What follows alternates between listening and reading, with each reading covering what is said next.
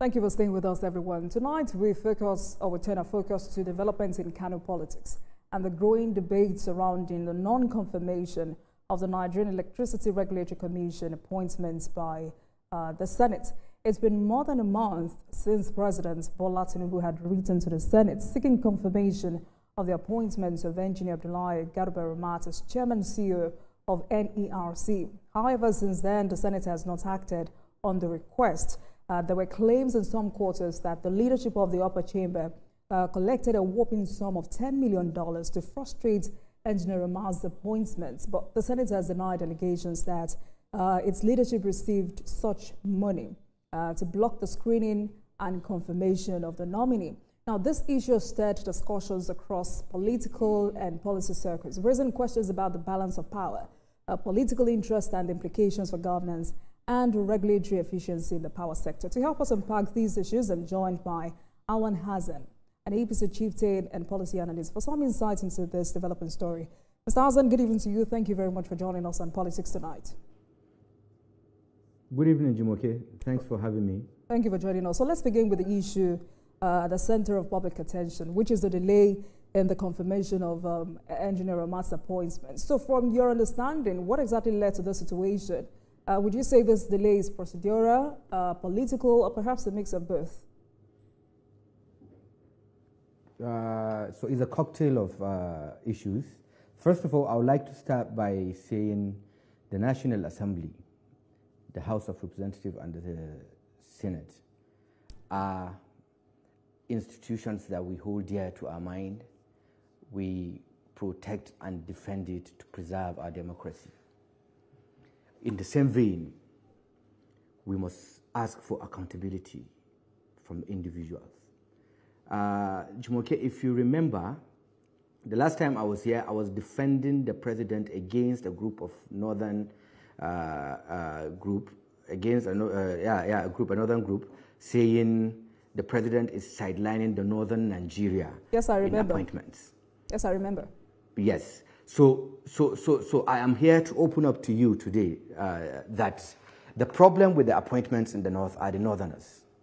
The likes of Deputy Senate President Barrow Jibrin are the problems of our appointments in the northern Nigeria. The president has taken a nominee from Kano, found suitable, and presented by someone from Katsina State, a gentleman, saw this young man's CV with a PhD at the age of 40, and saw that he likes the CV and he has tried. Let's see if we can give him an opportunity to serve his country. Presented his CV to Mr. President. Mr.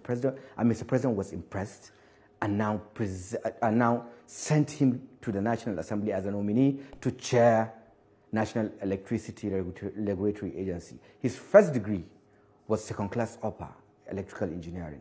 His master's was first class. When he had his PhD, he was the best student. Jimoke, the nominee was taken when the Senate was on recess. So he had to wait until they came back from their vacation. After coming back, the Senate President, Apabio, announced the President's communication and sent the letter to the Committee on Power, chaired by Senator Abaribe. And we had it clearly that the Senate President said they should work on it and return to the floor within 2 weeks. Senator Abaribe, distinguished Senator Abaribe, called the nominee and gave him a date. And he called, I don't know how they did, but they sent messages for the committees, and he was to be screened, I think was on Thursday. That was the same week he was announced. When they went and people were around, the special advisor to the president on National Assembly, that's Lado, went to Abaribe's ears, Senator Abaribe's ears, and whispered to him that, leave this screening. The president is sending a replacement in 2 weeks. Senator Abaribe said, what are you saying? This guy is good and there is no communication from the president. I can't give you 2 weeks, I'll give you 1 week. Do what you have to do and let's have him next week. They said, okay.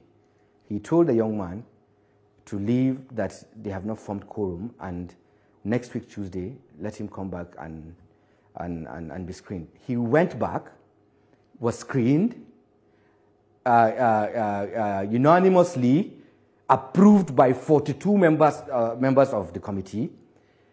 His approval, the committee report was taken onto the floor, and it was carried on order paper of 22nd October 2025 to be confirmed. On that same day, Jumoke, Barrow and Akpabio called Abaribe onto where the president of the Senate sits and said, go and disqualify this guy. Senator Abaribe said, how do you want me to do this? I'm 70 years old. This guy is just 40. I can't do that. I can't destroy his future. And what have I got to get? We have found him suitable. We've screened him. We have found him suitable. I can't do that. The only thing I can do for you people is I'll walk out of the floor. When you come to the item, I won't be around. And that was what happened. He left. They called him. He was not around, so they stepped it down. That was where the drama started, Jumoke. Today is the president of the Senate that had issue. Tomorrow it will be, we are waiting for the president. Which president? When the president has sent a nominee, you're trying to blackmail the president. I don't know if it's a blackmail. All right. So, but then everybody was happy about the announcement in Kano, and that you now want to say is the president that is trying to change him for another person. We didn't know what was happening, but so we you've tried just to said that, or you've implied that Engineer Ramat's case is being politicized. And, you know, while you were reading that story, I was wondering, how did you get this information? Was it Senator Abaribe that told you all of this? And second, if you say Deputy Senator Barrow Jibril has been trying to block the confirmation of Engineer Ramat, I'm asking, what's his interest? Does he have his own candidate? Okay. So about everything I say here, Jumoke, I would like you to clear from them. They are all alive. Barrow Jibril has been doing that to anybody getting anything in the federal because he doesn't want anybody to be anything, or the good ones to be anything, because he wants to be governor of Kano State. We all have this in mind, and we have seen a lot of instances. Like the removal of Tigorzo, he was the person allegedly that advised the president, and it's common sense for anybody to know that he was doing, because he brought the replacement, and the replacement is weaker than the other person that was removed. So these are the issues we saw, and we now found out this. And there were a lot of things that happened, Jumoke, because, of course, we went through lobby, and the committee, you know how they do lobby. Your senators from your state will call the committee or go to the committee chairman and see the committee members and try to convince them to have you screened. The committee chairman said nobody from Kano. No, because when he came out from that floor, he called Ramat and said, you have an issue in Kano politics. Go and clear it down. Who said that? If he says Ramat has an issue. Eh? Who said that? Who said that to Engineer Ramat? Distinguished Senator Abaribe told Ramat that you have a problem in Kano politics. Go and clear it. Do you understand? So, yes, I do. So after that, we started the lobby. Senator Abaribe said there was no senator that called him apart from Senator Hanga, who happens to be an ANPP senator from Kano. Not until recently, Senator Kawu Smaila too went to see the president, and he spoke to him about our worries from Kano State. So before then, Senator Abaribe had told Ramat that he should go and settle his issues with Kano politics. So we went lobbying. You know, the different names today called, tomorrow different names. Okay, so at some point, Senator Barrow took him to Akpabio. They agreed they were going to be screened, you know, and they were going to approve him, and that no problem. Why Akpabio was saying, why is it that people don't like you? They were complaining. He said, sir, there is nothing. Because at first his letter was written to act. So, but then we got a legal advice to not to act because he couldn't have signed anything until the Senate approved. So he had already gone to take handover, and the media was there, and he said it was not going to be business as usual, and that Nigerians must get the services they pay for, you know. So, but maybe some players were scared, you know. So, but then he told the Senate president this. After that, Mr. Hassan, can you hold on, sir? So if Senator Baribe told Engineer Ramat that there is an issue and he needs to sort out that issue within Kano politics, what makes you, I mean, have you tried to find out if indeed there is an issue? It may not be political. And second, you know, what makes you believe, or what makes it hard for you to believe the Senate's position? Because, you know, what Senator Adaramodu said is that the Senate decided to suspend Ramat's screening and confirmation due to a baggage of public and private complaints raised against his nomination. And what those complaints are, can you hold on, sir? Because what those complaints are about is not public. And you of all people know that the Senate is, you know, statutorily bound to pause consideration of any nominee facing serious public petitions or controversies. So Jimoke, so it seems as if we know more than the spokesperson of the Senate, because of course, with all due respect, if there is any petition given to submitted in the Senate against a nominee that was supposed to be screened, for fair hearing, the committee will call on you, show you the petition and ask you to defend yourself. That never happened. And if there was any petition, they could, Senator Abaribe could have presented it to him and he could have defended himself. But there was nothing like that. What we had were allegations that they were fabricating petitions and taking them to the president, that claiming that these petitions were from Kano, which is not true. No group of persons from Kano, nobody from Kano wrote any petition to the president. And procedural, once it is in the Senate, you take it to the Senate and take it to the committee so that we will give room for fair hearing. Whatever it is that is petition against him, the Senate will ask him and he will give answers. Once he's able to defend himself, he's good to go. So, and this alleged $10 million bribe to block the screening and confirmation of Ramat as chairman of NERC. Are you aware of that?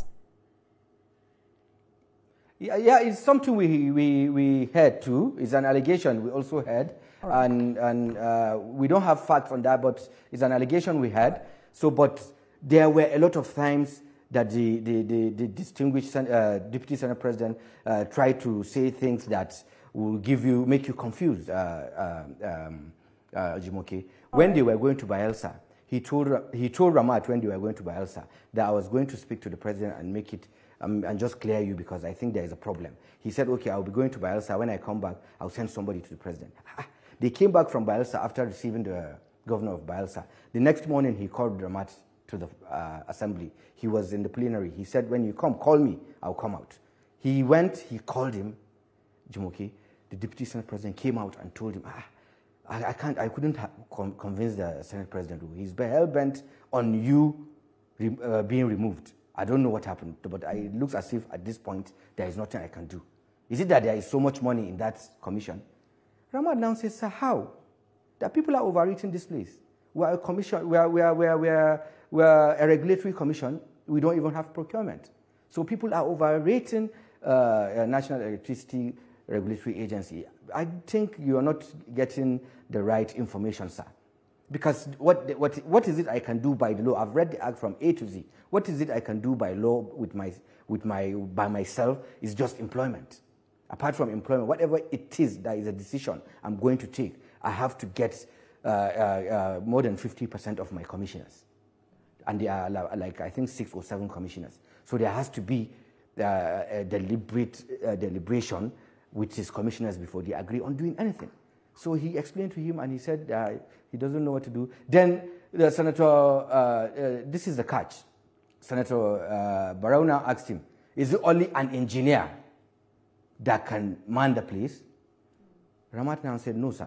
So why is Barrow, this is common sense, Jimoke, why is Barrow asking all these questions? All right. Why does he lie in every given chance on this But again, issue? Mr. Azan, are you sure you're not fighting on behalf of a man who does not want to be fought for? Because, 4 days ago, he tweeted and he says, I'm deeply concerned that some people are now using my name for their personal agenda. Sadly, a few went ahead to hold press conferences and public gatherings supposedly on my behalf. I wish to make it clear that I never authorized any person or group to speak, protest, or issue statements in my name. The only defense I needed was at the Senate screening, where I was fairly and successfully cleared. So, Did he confide in you as regards some members of the committee trying to sabotage his screening and nomination, or whether Senator Barrow is trying to block his confirmation, or you're just fighting on behalf of the man who doesn't want to be fought for? So from the beginning of this, I knew if we don't make noise, Jumoke, we will lose out on this again. We have lost out on a lot of similar appointments. And if we don't speak out, it is going to look like it's the president that withdrew him and now put somebody by himself, because that is what it's always looking like. And already there has been an announcement that the president has nominated him from Kano State. Ms. Azza, that's not my question. I hear you, I understand your grievances, because he's insisting, the person you're fighting for is insisting that Senator Jubril has been a strong supporter. It says the senator was the first to call him after the announcement and has consistently offered guidance and encouragement. You know, again, as a leader in your own right, could this have been a misunderstanding caused by overzealous followers? No, Jumoke, there is no false understanding in this. These things I'm narrating to you are facts. Everything I have told you on what Barrow was talking about and what Barrow was telling Ramat, these are facts. Yeah, but the person you're talking about is saying the senator has been a strong supporter. It says the senator was the first to call him after the announcement, and has also presents himself. Jumoke, he presents himself. So he presents himself. Has been lying to the public. So, but I've told you. So hold on, Jumoke. So, but I've told you that all the while he's been presenting himself to us like he was doing well to make it happen. You understand? All the while, he was just going up and down, saying something else today. In the evening, he changes his mind, or he changes his talks. He was not consistent with what he was saying. Okay. And we understood there was a problem, and he was the problem. Because if there was a problem from the presidency, the president could have sent a replacement, Jumoke. But for someone that has been screened by 42 senators, chaired by a PDP senator from Enugu, screened him. And we have the report, and we told them, we have the report of the committee that screened him and approved that he is competent and has the capacity to deliver on that job. What else? So let's be clear, Mr. Azam. My next question is a yes or no answer. Now, does Engineer Ramat understand or accept that allegedly Senator Jubril has been sabotaging, or is allegedly sabotaging, his nomination and confirmation as NERC chairman? You said if he believes? Yes. Does he know? If he believes? Well, he has told you. No, but he has told you. No, but he has told you he does not believe it. But we believe that these are things he does. Okay. Because we're going back to the records in the past. Let me tell you, Jumoke, 90% of the problems we have in APC in Kano State is Barrow Jibrin. All right. Including the issues out of APC. Whatever it is that you see, I'm from Kano State, and I'm telling you this, that 90% of the issues, there are 5 to 6 houses today, 5 to 6 houses of APC in Kano. Barrow Jubril cannot call for a political meeting, an APC meeting in Kano, and he gets 30% of us. We need to go on a break, and when we come back, we'll expatiate this conversation, because really there are those who have said this issue is a reflection of strained relations between the presidency and the Senate. But let's return from this break and we'll continue this conversation. Please stay with us, everyone. Thank you for staying with us, everyone. Kano politics and the non-confirmation of NERC appointment by the Senate is our focus tonight. And we've been speaking with Awad Hassan, APC Chieftain Policy Analyst. Thank you for staying with us on the program, Mr. Hassan. So do you see this issue as a reflection of strained relations between the presidency and the Senate? Because some young APC supporters have also suggested that this delay is a clear indication of the Deputy Senate President fighting Mr. President through his appointment. And I wonder why. Jumoke, are you saying the Deputy Senate President is fighting the President through his appointments? That's what some young APC supporters are saying. But of course, that is what he's showing. It means he's not even fighting. He's trying to embarrass him. Because if this doesn't happen, it means there is a problem. What is the problem? Because, of course, Kano were happy. Jumoke, this president has given Kano 28 federal appointments, including this. and we cannot stand to lose any. We owe them a duty to protect and defend them, for them to deliver the renewed hope agenda of Mr. President. We would not allow Barrow or anybody else, no matter how highly placed, to undermine the renewed hope agenda of Mr. President. This is not from the president. Of course, whoever is doing this is trying to embarrass the president. How can it be announced that I have appointed so-so person and have nominated him to the Senate? All right. And the next thing is, we now see a replacement? That doesn't make sense, Jimoke. Without any issue. His CV is out there. I've sent his CV out there. We have sent his CV out there. You have evidence to back it. We have pictures. We have pictures of videos. Jimoke? The Senate will engage you in court. We have videos. You're not listening to me. Senator Ramat says the Senate will engage you in court, so you can provide evidence. Are you ready for this? We have the document he was screened. We have pictures of his screening. We have videos of where he was answering questions. We have the document unanimously agreed by 42 senators that he should be approved. What else? All right. And you also claimed to have been threatened. So you alleged a threat to life by people who claim to be supporters of some senators. Jumoke, when Senator Barrow was taking him to Apabio, he held his hand and said, "Do you have money to give him?" He thought he was joking. He now said, "Sir, how can I have money when you are here? There is nothing I have. I don't have anything." So they went. He knelt down, greeted Apabio and said, "Sir, I'm here to serve you, my guidance, and I need your support on this." He said, "No problem." He shook his hand and said it will happen. The next day, it didn't happen. Okay. 2 days later, it still didn't happen.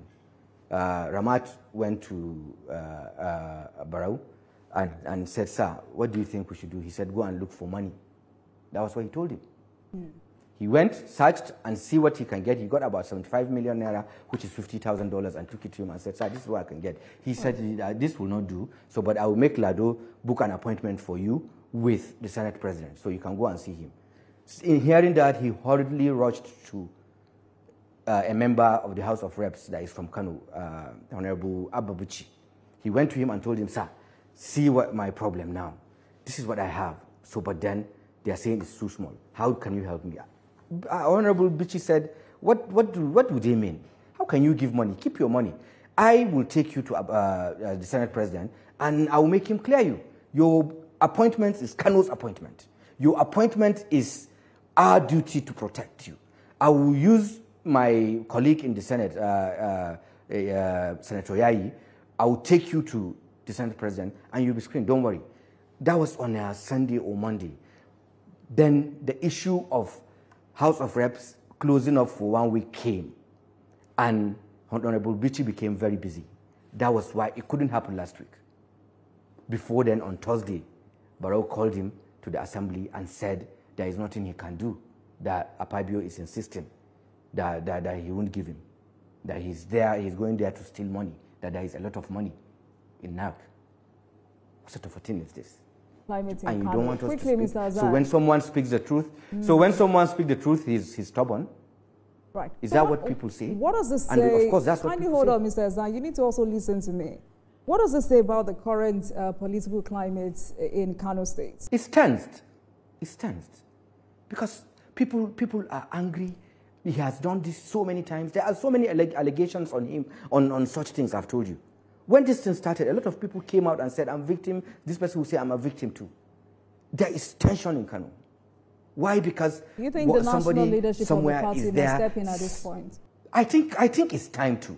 I think it's time for everybody to come together, from the party to the people, the leaders in Kano, to come together and settle this matter.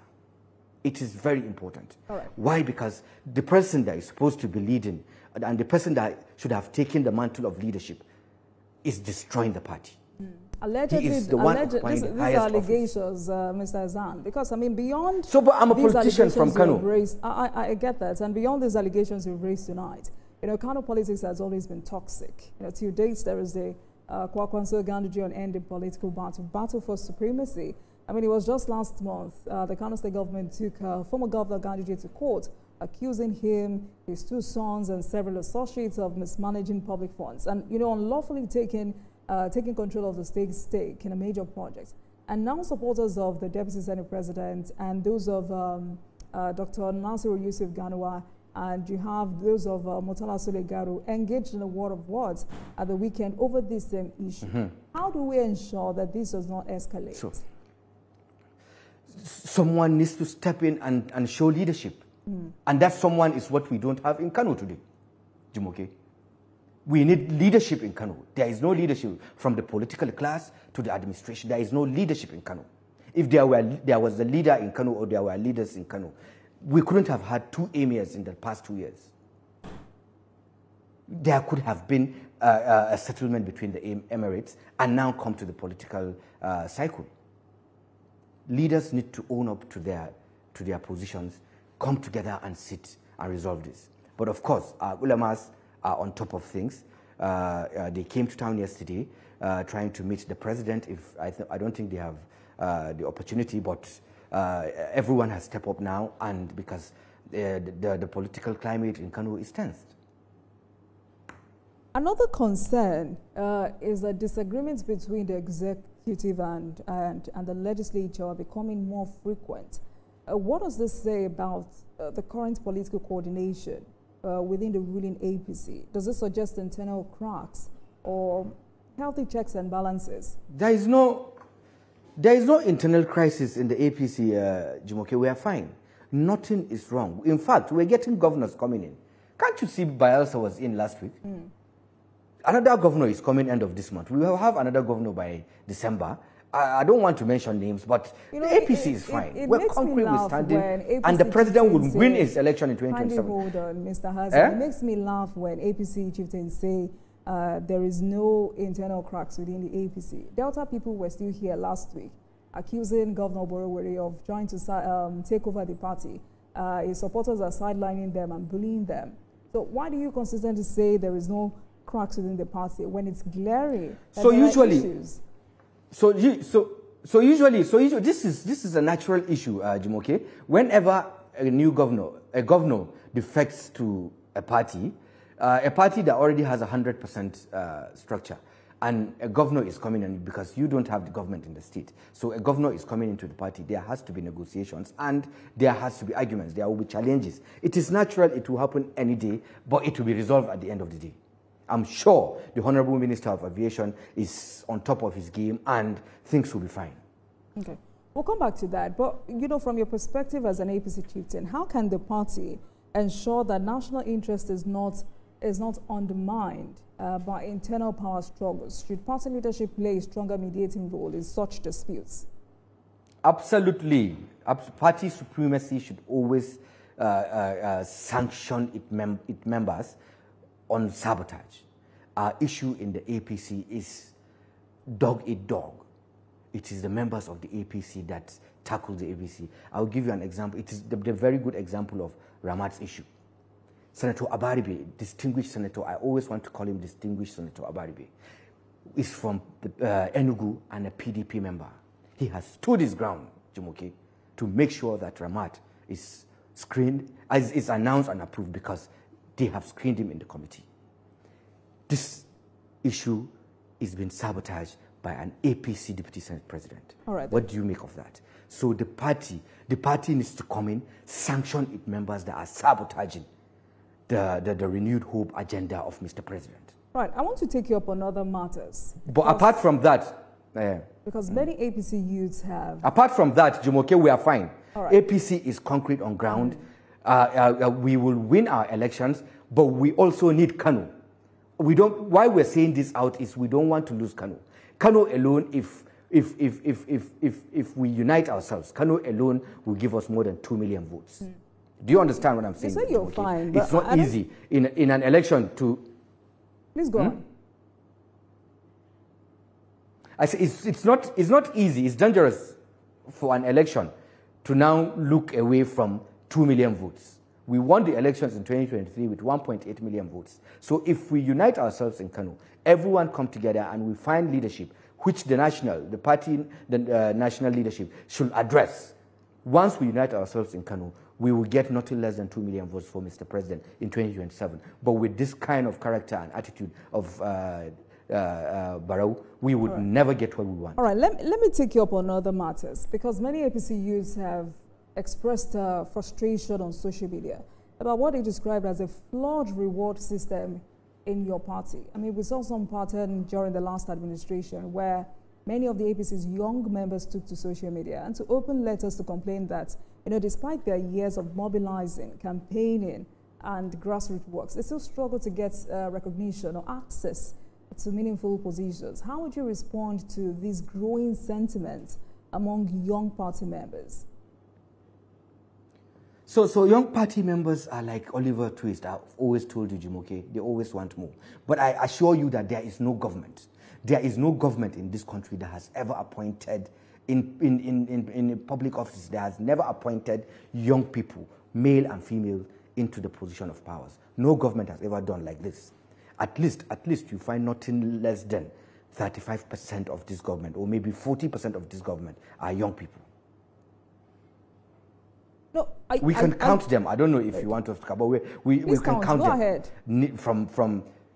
From Minister of Communications, Minister of Youth is now Minister of Youth. We used to have 60 years of age manning youth ministry. We have Minister of Youth that is youth. We have a lot of agencies. We have NIDA, we have REA, we have Naseni. These are people in their 30s, Jumoke. In their 30s and doing wonderfully well. But I'm talking about young APC supporters who do not have names. Those ones, the names you have read out, prominent people in their own right. I'm speaking about young APC members who do not have names. And what you've said tonight, they are listening to you. And they're hearing you say their outrage is not justified. You've heard you say this is a case of unrealistic expectations. So that's why I told you, Jumoke, not everybody will get appointed into the federal government. I think the APC governors should also come in here. APC governors need to come on and now see how they can support the president to shoulder some of these young people in their own states. And most of it, let me tell you, the problems are from us usually. We want to come to Abuja and play politics. We don't want to go back home and do politics in our states. Most people that got appointed in the states played the politics in the state. So our problem usually is a lot of youths come to Abuja, do the campaigns, follow the campaign trail, follow the president everywhere, and come back to Abuja, and even some people vote here.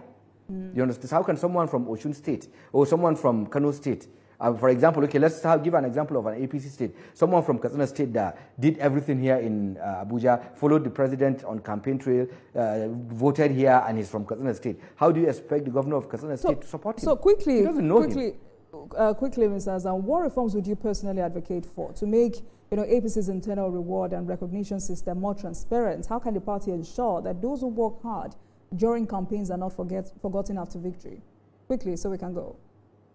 So we have a document. You have a document you called the list of campaign directors. That list of directorate should always be looked into and pick people from there, because everyone in that list had served the campaigns. So I think that alone is you do a lot with it, because it's about 4,000 member committee. All right, then, APC Chieftain Policy Analyst Awal Hassan, thank you so much for speaking with us. And we're also waiting to hear from the other side. Thank you so much. Please have a great evening. Thank you. Thank you, Jumoke. And you too. Thank you very much for watching, everyone. That's our package tonight. But please remember that you can watch this again at 12:30 a.m. Let's also tell you that the views and reactions of our resource persons are theirs and have no connection with TVC News. Thank you so much for watching, everyone. I'll see you again tomorrow.